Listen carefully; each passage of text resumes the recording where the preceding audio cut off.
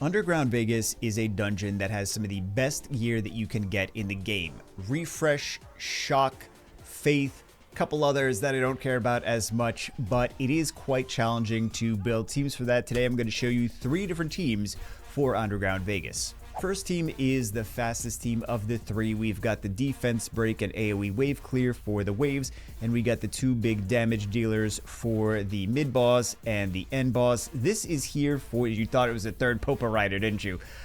They do look similar if you just glance at it really quickly, but this is here for the reliability. Since the boss's HP gauge is split up into 5 segments, you can't just burst like a third or more of the damage with the light Popo rider just all at once. So you do need something there to improve the reliability for the sustain for the team to actually make sure that it can clear the dungeon. Because aside from that, if things start...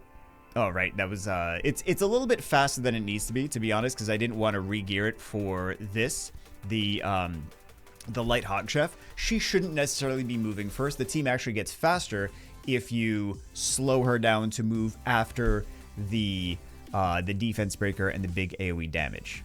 So, because right there she wasn't really doing no defense break on the boss or anything, but I have her runed for guild content, and I don't want to have to re-gear everything every single day. But she is there mostly just to revive whatever unit dies, so that the boss doesn't just pick units off one by one, and then by the end just steamrolls the entire team. So that is really all she is there for. Any reviver, really. Doesn't have to be her. Any reviver on the team. And then we have the, like I said, the wave clears, and then the Popo rider big damage for the boss.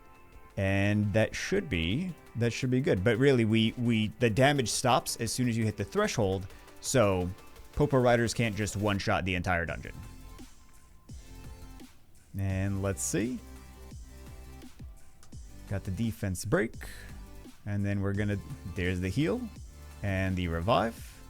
And things are dead again. Actually, this is a bad run, to be honest. But I think it's still gonna clear it just fine. But yeah, this is not an optimal run. This is actually one of the worst runs. Welcome back, Popo rider. But see, this is why the revive is so important. Because the boss will just nuke things down. You can't clear him before he nukes things down. He will take turns regardless. And I think that actually that might be nice that we get to see how many times the unit revives and why that's important.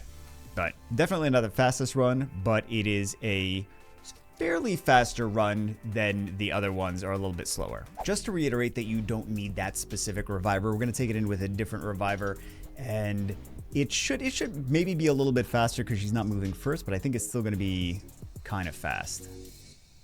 The Iron Fist. Still going to be moving kind of early in the team. And it's kind of a wasted skill to be using so early for no reason. But he's just really there for, or she is just there for the revive for whatever unit winds up biting the dust from the boss. AoE defense break. Pointless skill. Big nuke. And then these two finish it off. And then we get to the boss. Defense break. Pointless skill. And boss is going to take a turn. Going to do the petrification. And going to do some damage. But the shield is there. And then let's see. Oh, didn't get the defense break though. They didn't get the defense break. And we got that automatic revive.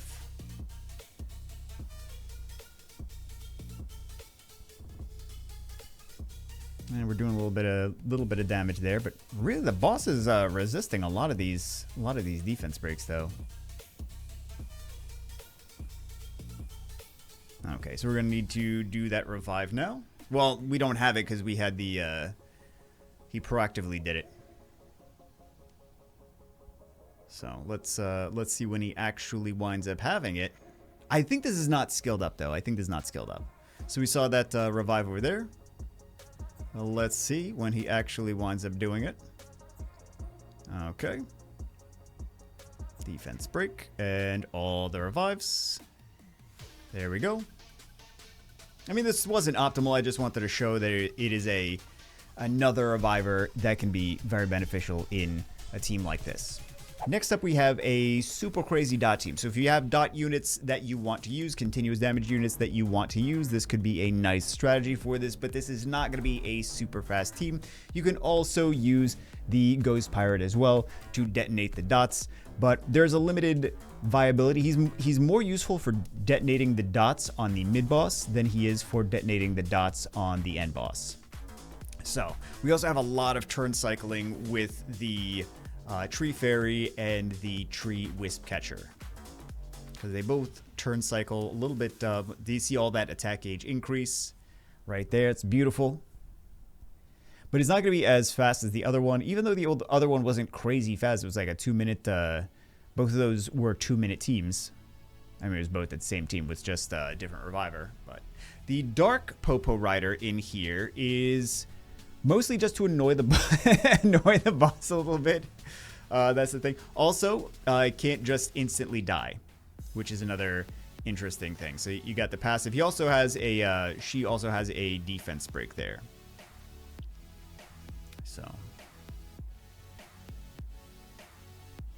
dots and dots and dots and dots, and then you have the Water Joker. The Water Joker or Light Joker are nice units in here because of their skill 2 crit resist buff.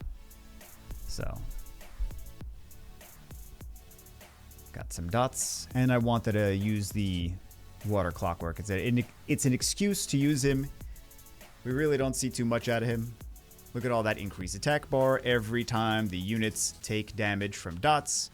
Wisp Catcher does all that increased attack bar. And since the enemies over here are all the same element, he's spreading all of those debuffs. Look at all those dots. And you can just build everything. This is actually a team that you can build. It's a slower team, but you can potentially build it with a lot higher luck. Actually, we could build it with a crazy amount of luck. We don't have a crazy amount of luck on the team, but we could probably make this like a 400 luck team.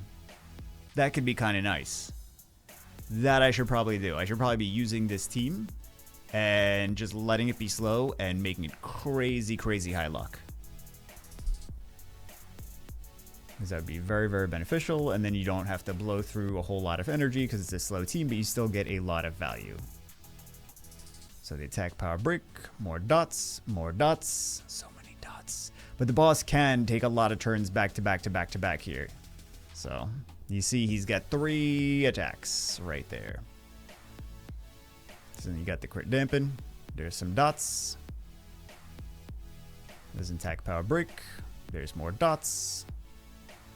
But that is kind of a not so fun side effect of this, is the boss will take multiple attacks, multiple turns over and over and over and over again based on his skills.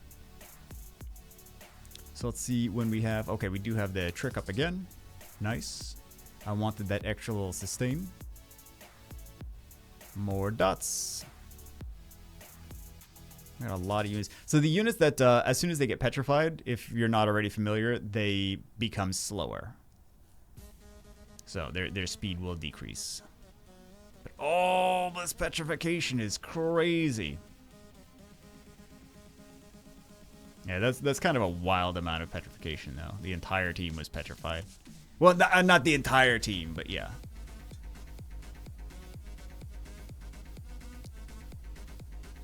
All right.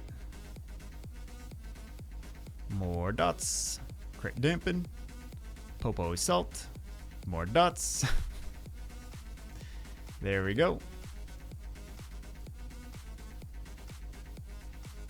And there's some extra dots. Thank you very much. Like I said, not a fast team by any stretch of the imagination, but there we go. Beautiful. We did lose a unit during the run, but yeah, not too shabby. And this is a team that we could probably put a crap ton, as I mentioned, this is a team we could probably put a crap ton of luck on. Last team is an attack gauge manipulation team. So we've got the attack bar boosts with the Fire Gunslinger. We have the attack gauge decrease with the Popo Rider, and got a few things that do attack gauge decrease. This one as well, the Dark Warners, and then also the Fire Sharpshooter does attack gauge decrease as well. We could add some more defense breakers in here. I wanted to use a lot of very different units, to be honest, for these different teams, to give you guys some options instead of just trying to use the same units for every single one of these. or like 3 of the same units and be like, we changed these 2 units and it's a totally different team. So there we go. Boss is down to mid-boss is down to half health. Lots of attack gauge decrease, lots of attack gauge increase for your team. And then we have the sustain from the Light Joker. Also, he does some damage, some extra damage based on the amount of debuffs on the team. Also, debuffs on the enemy that he's hitting. But I feel like it's not as much damage as I was expecting. When I first built him, I was like, oh, I wanted him to do crazy stuff. Ridiculous, crazy. I think I was trying to use him in Abyss at first, and I was like, oh, I expected more.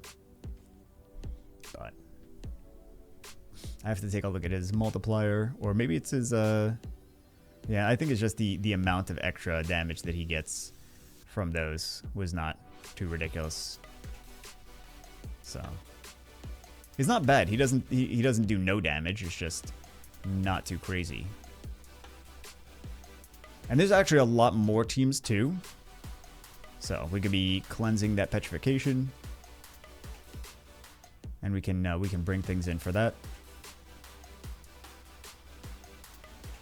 But there's a lot. There's more.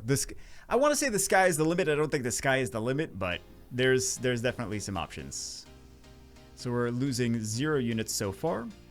We need to at least make sure that we have enough damage to clear the boss, though. Like, we can't lose all of our damage. If we lose all of our damage dealers, that's going to be an issue. Then we kind of lose. But yeah, everything is petrified. Nice. Might be an exaggeration, everything being petrified. Alright, increase attack gauge some more. Decrease enemies' attack gauge. Does he have trick? Yes, he does. Boss is down to his last HP bar.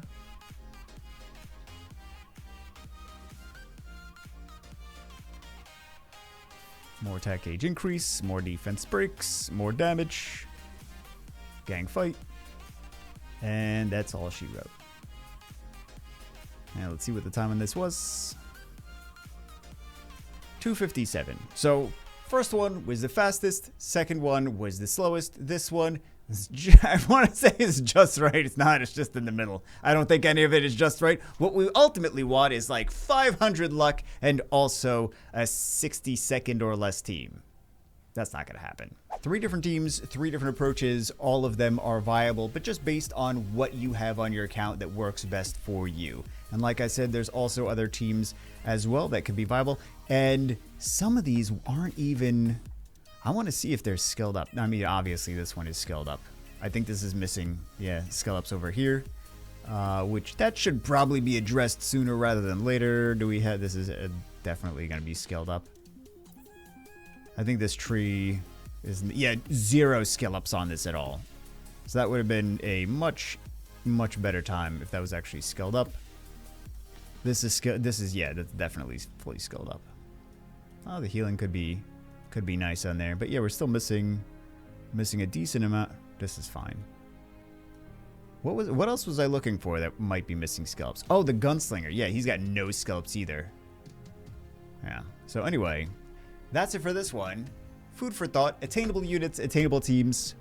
Whatever works for best for you. I will see you as always in the next one.